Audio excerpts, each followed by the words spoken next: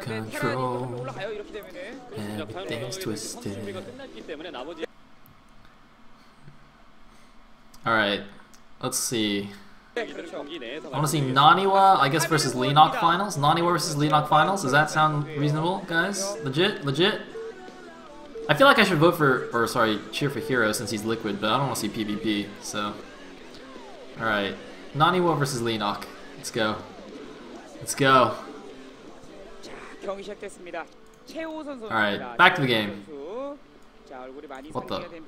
Whoa!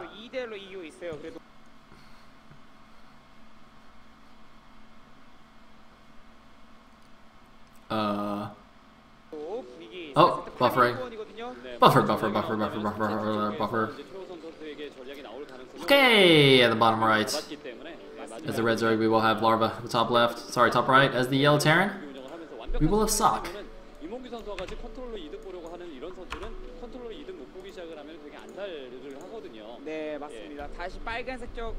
S&M, I basically don't watch any SE2 now except like player streams.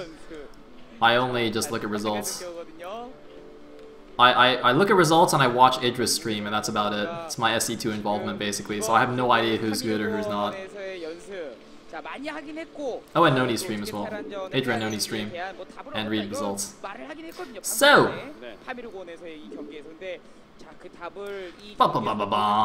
Nothing's happening. It's 2-1. Larva needs to win. If he wins, Kim Carrier is going to cry because we'll have all Zergs. Hey, if Larva wins, it'll be just like TLS. We're going to have 3 Zergs and a Terran in the semifinals. Or, wait, no. Not necessarily a Terran or a Protoss. So it'll be 3 Zergs and whoever wins between Tyson and Movie. Or sorry, God, what am I talking about? Between Tyson and Haya, excuse me. So, looks like we're on Pamir Plateau. And I basically just haven't seen any games on this map, so I don't really know how it plays out. It doesn't look too it looks fairly standard basically. You got easy to hold natural. It's a little bit annoying because they got the high ground outside, but for Terran against Zerg it doesn't matter too much. Uh-oh, we have a 14cc here from SSak against a 12 hatch, so SSak gonna be laughing right now. He is gonna get drone scouted fairly easily. Look at this, the drone actually went into the middle of the map to check for proxy racks. And has now gone towards the Terran play. So he's going to see the 14cc. How is he actually going to react here? That's the question. What do you do? He should drone rush like Jaedong. That'd be amazing. You guys remember that game, Jaedong versus Midas, where Jaedong just like randomly pulls like 8 drones and just attacks with his Zergs at the same time? Is the most baller thing you've ever seen. God, that was such a good game. Ah, Jaedong. Jaedong's actually in Dream Pack too, isn't he? I don't know. He's EG Jaedong though now. I don't know why, that just feels a little bit weird. EG Dong. I mean, I like EG, man. Yeah, what? StarCraft, what? Call me.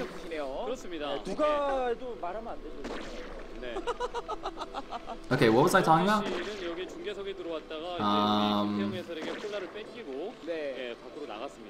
What? Okay, I don't know what I was talking about anymore. Can we just do that again? Can we have another shot of that, please? I mean, guys, nothing's happening in the game. Just forget the game. Go back to the camera guy. Whatever. Oh well. So now that I have to talk about StarCraft, why do I have to talk about StarCraft? More Stargirls! We have 3 hatch. That has done nothing to the 14cc, so SSak is in fantastic shape right now. And he's gonna go have a gander at what the Zerg's doing. There's nothing really interesting. He's gonna be quite happy to see that that his 14cc is going to be completely unlusted. So he did go for 2 racks follow-up and then an engineering bay. You can't just go like 1 racks and straight for the E-bay if you're going to 14cc first. You do need a few units just to not die. But he is once again going for a fairly fast +1 like he did in game number 1 against Larva. Larva meanwhile now making a couple more links. Didn't make too many obviously because there's no real way to actually kill the Terran now. It's a little bit too late for that. And so he's just going to try and drone up a little bit, try and catch up. But he is not in good shape here. So yeah, SSak taking a risk, being 2-1 ahead, 2-1 up in the score. I quite like that. and it has paid off now. So so Larva's really gonna have an uphill struggle here to just survive in this series. Again, if he loses this, he is out of the SSL.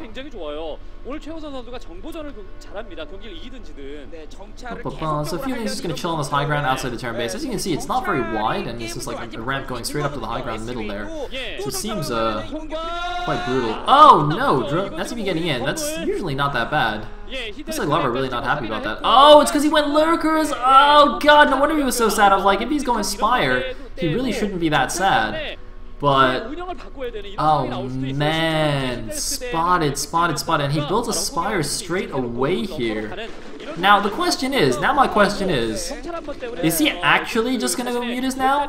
Or is that like an awesome fake? Does he actually have Lurkers still researching? Because that would be sick if he just like made the fake Spire. I don't know if he has enough gas for that though.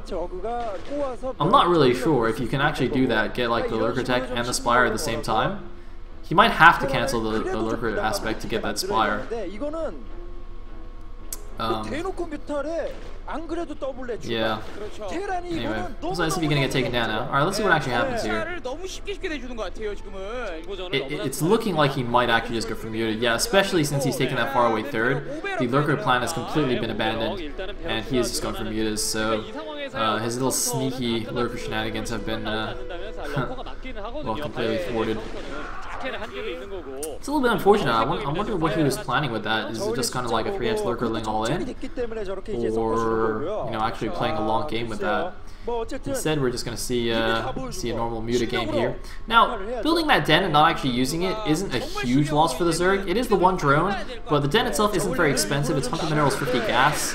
Crucially, you're not really spending very much gas at all to make that, so it doesn't really delay your Spire by that much anyway. So you know, it's not the biggest loss in the world. Oh, nice backstab by Larva. 2 Marines blocking. It's not going to be enough. A bunch of Lings are going to run to the main base. Really nice backstab. And actually, the Marines, though, coming out of the bunker to actually help out here, and with the reinforcements, blocks the Lings a lot more effectively than I thought. I thought those Lings would do a ton more damage, but good, you know, crisis management there from sSak and taking care of that. It looks like it was actually Lurker, so the Spire was fake.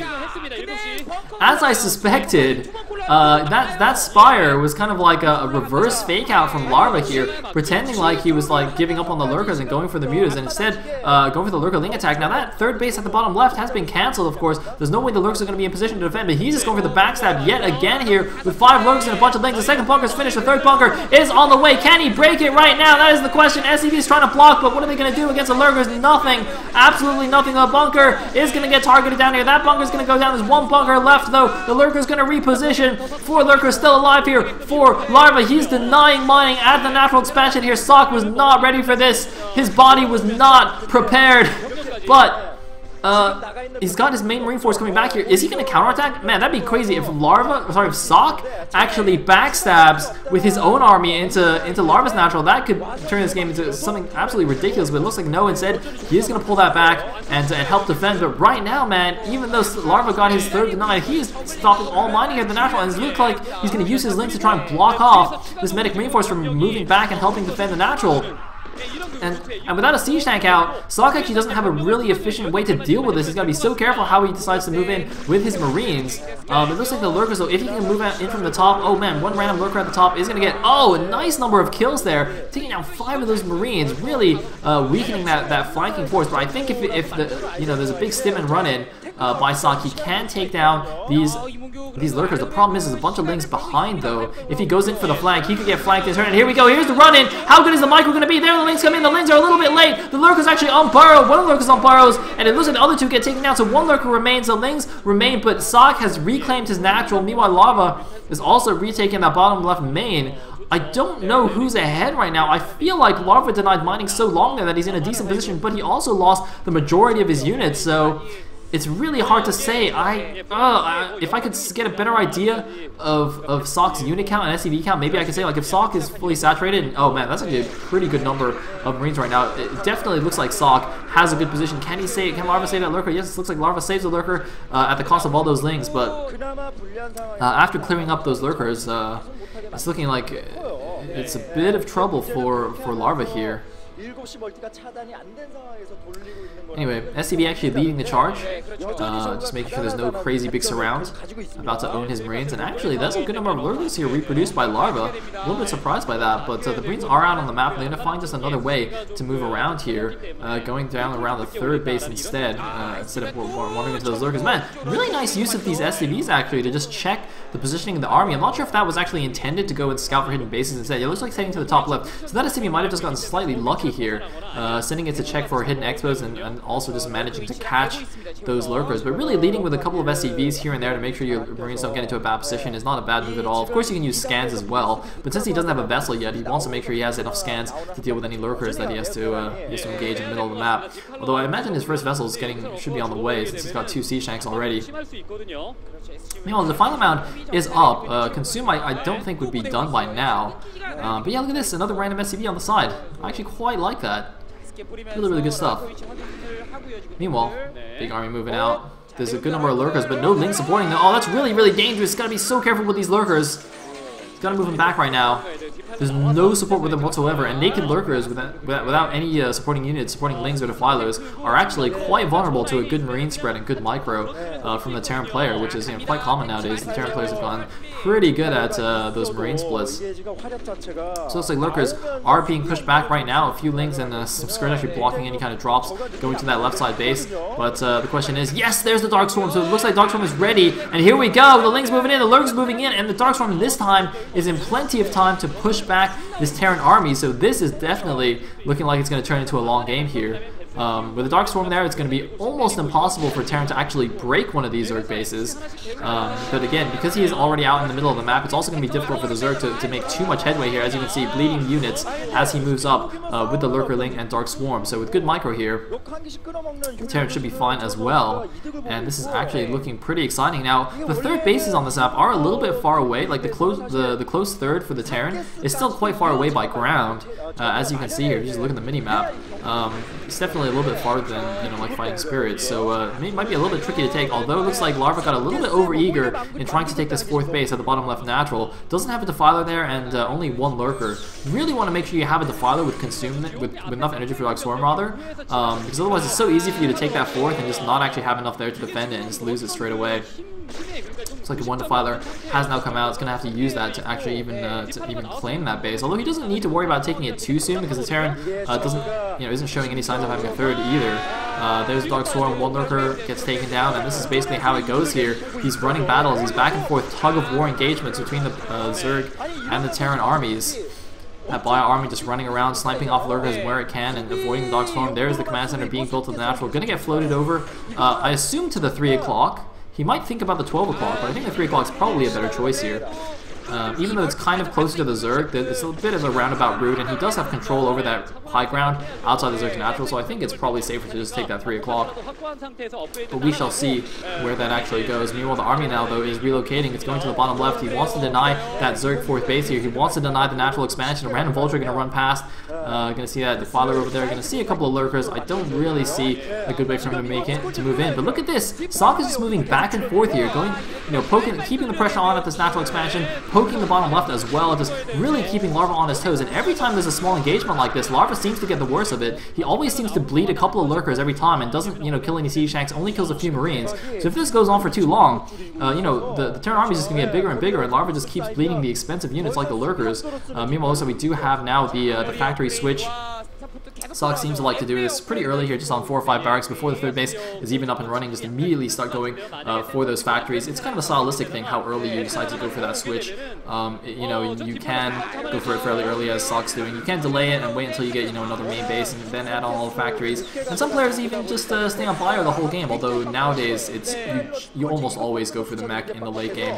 It's just so much more effective than the mass bio. And here we go. A couple of Lurkers moving out under the Dark Swarm. Going to force the tanks back here. I mean, this is basically, it looks kind of like Larva's always in barely defending everything. He's kind of in desperation mode with Dark Swarms, but this is often how TVZ looks anyway. I mean, until, he can really, get some Ultralisks out, really get that army count high, he is just basically holding on with the power of the defensive power of Dark Swarm here. I mean, you know, Larva is bleeding more units than he might otherwise like to, but otherwise it's looking pretty good here. And, oh, grabbing a couple free siege tanks here and the vessel here. That's a pretty big blunder from sSak. He's actually lucky he didn't lose that extra siege tank, although he might lose it now to that lurker. Yep, gonna lose those 2 siege tanks and the one science vessel. Very, very nice pick off for Larva. Meanwhile, it looks like, oh, some mutas have been made. Is that for Guardians? That should be for Guardians. Making mutas at this point really doesn't make any sense. You know, there's plenty of vessels on the map for Irradiate. There's good number of Marines, you know, well-upgraded Marines. They're 2-1 Marines. A few Zerglings just like going to go to this 12 o'clock. And sSak did actually take the 12 o'clock rather than the 3. And there's the Irradiate on the mutas. I really don't understand this muta switch at all. I mean, I guess maybe he just thought he would try and take advantage of this mech switch by sSak, which it's not a bad idea because you can see sSak is mainly focusing on vultures and tanks. But the problem is there are already enough mutas left, or sorry, Marines on the map. So, you know, if Larva had been able to kill almost all of the Marines and then saw that, you know, sSak was going for the mech switch with only vultures and tanks, this kind of muta switch could be really, really effective. But in this case, it doesn't really seem to be doing a lot. I think he would have been a lot better off. Oh man, yeah, he should have just made some Guardians somewhere. Really wasted a lot of gas there. Actually, mutas are quite expensive, 100 gas apiece. So I don't really see the point of those. I think that's a bit of a gamble and kind of didn't work. I mean, the idea wasn't completely bad, but I don't think he really thought it through enough. There were a few too many Marines left. You know, if he did it a lot later when the mech switch was fully in swing and there were no Goliaths, that might have been slightly better, but for right now, not the best. However, you know, he does have his 4 bases. The Terran just now establishing a 4th at the top left, but hasn't really got anything there yet. So Larva is still in pretty decent shape, but just can't really seem to get a decent army up and move out on the map here. He's constantly in these battles to stop the Terran from attacking his own bases. Although we do see a stream of Zerglings moving to the top left now, gonna go take that down if they can. There are some mines in the way, not perfectly positioned though, so Marines are gonna be able to run up there, but there is a small group of Marines at the top of that ramp. I think that's gonna be enough to actually stop these, especially if they get blown up by this mine. Nope, not quite. But yeah, here we go. The mine's starting to be laid all over the place. There's still actually a group of Marines chilling at the 6 o'clock. They've been there forever, I think, denying that base from the Zerg. Meanwhile, looks like the barracks are starting to float out here. Doesn't need those anymore. Only needs factories. There we go. And he's gonna see they can't actually do anything here at the top left. And yeah, there is all of the factory tech for sSak. Gonna start moving out here with his combined biomech force, moving towards the bottom left here. More lings being sacrificed for Larva without really doing anything. Not so good there for Larva, even they are very cheap. And it looks like he's gonna start facing a pretty significant mech army here. Now this mech army again doesn't have very much anti-air, so this is what I was talking about. If he went for the muta switch now, that would make a lot more sense to me. I mean, now the Marine count has been reduced a little bit more, and there's just a lot of vultures and tanks running around here. There are 2 science vessels, but if you don't clump your mutas, because you don't really need to clump your mutas anymore in the late game, so you can't split them out fairly easily, although, whoa, looks like Vulture's trying to get the mines around. He is actually going to get it. I'm a little bit surprised, actually. I think that's a bad targeting from Larva, and oh my god, this base is now completely undefended. There's no defiler here. Oh my god, he needs a defiler. He's got lurkers and he's got lings, but there's so many units. He needs a defiler right now. He's got, oh my god, he's got so many lings, though. Where did all those lings come from? And then the defilers. Where's the Dark Swarm? He needs the Dark Swarm, though, before all the lings die. Where's the Dark Swarm? No, the Dark Swarm! Why is there no Dark Swarm, Larva? What are you doing? Oh my god, Larva just sacrificed everything. I don't understand. They must have not had enough energy or something. He forgot to use Consume. That defiler had energy, but it was all too late. He lost everything first. I can't believe it. A colossal mistake by Larva, and it might cost him this base. It might cost him this game, because now he's got no units left. You can see it on his face. He realizes how much trouble he's in. He was holding on so well, and suddenly he just has nothing left. All the Marines are dead. If he had those 5 mutas or whatever from before, he could actually take out all these siege tanks, but he doesn't have anything. The Nidus Canal goes down. The stream goes down. The internet can't even understand anymore. Everything is dead. The lings are going to suicide themselves, and they're going to pick off all these. Well, no, they're going to pick off a few of these vultures. But with the constant reinforcements from sSak, you can see on Larva's face, he knows it's not enough. He knows he's dead. He knows it is done. It's now 4 Terran bases against 3 Zerg. It is over. Ladies and gentlemen, sSak is looking like he's going to go through. Some Ultras still have come out. That's 5 Ultras. The problem is there's like a million siege tanks with the natural there, though. There are, in fact, way too many siege tanks. Ah, it's all dead. It's all gone. It's all gone. The drones. And the Ultras are in fact all gone. Oh, there's one left, alright. They're almost all gone. So Larva's going to try and hold on here, but his economy is in tatters. He's only got his main and his natural left.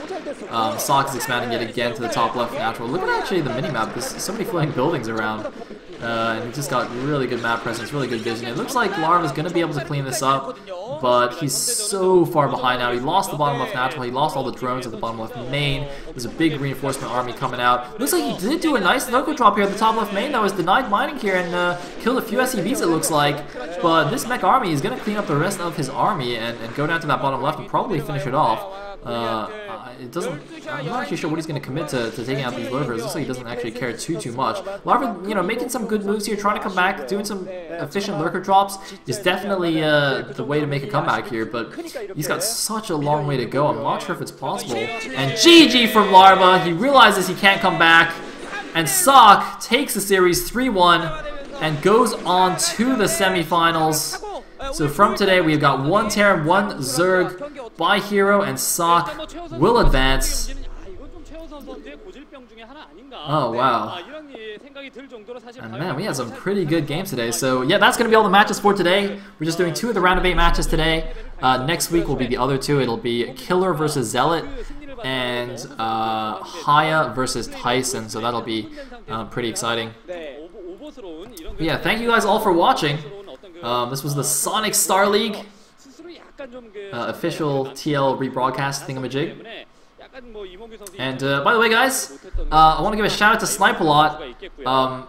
In case you're wondering, in case you need some more brutal action, Snipe-A-Lot's stream is actually online 24/7.